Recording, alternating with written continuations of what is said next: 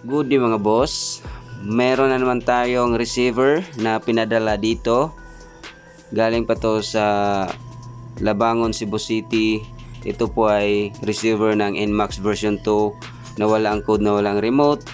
Pinuntahan nila ang Yamaha.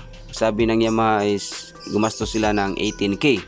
So ang ginagawa nila, kinontak nila ako upang ipa-retrieve at mag-program ng bagong remote. So ngayon, tapos ko nang na-retrieve ang code. Ang gagawin na lang natin ngayon is mag-program ng bagong remote. Ayan. So processing na po yung pag-input ng code sa ating tools. So mamaya makita natin na successful yung registration at good registration between the remote at saka receiver. So sa mga tao dyan na nawala ng remote, nawala ng code, so wag kayong magdalawang isip na mag-text or tumawag sa number na nandun sa screen. Okay? Ayan.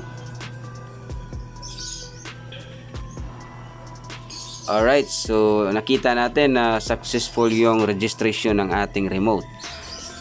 I-check natin yung remote at saka receiver kung nag-sync na ba.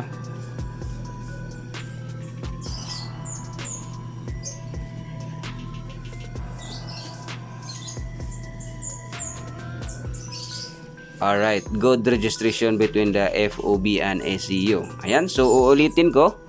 Kung nasa malayo ka, wala kang time sa pag-travel dito sa Cebu, pwede nyong ipadala yung receiver mo through GNT or LBC or mag-text or tumawag sa number na nandun sa screen. Alright, so ang ating location po mga boss is nandito po tayo sa Lahog, Cebu City. Kung taga Cebu ka, pwede kayong pumunta dito sa shop para ipa-retrieve or ipa-program yung nawawala mong remote. Alright? Okay, salamat sa palaging panonood mga boss.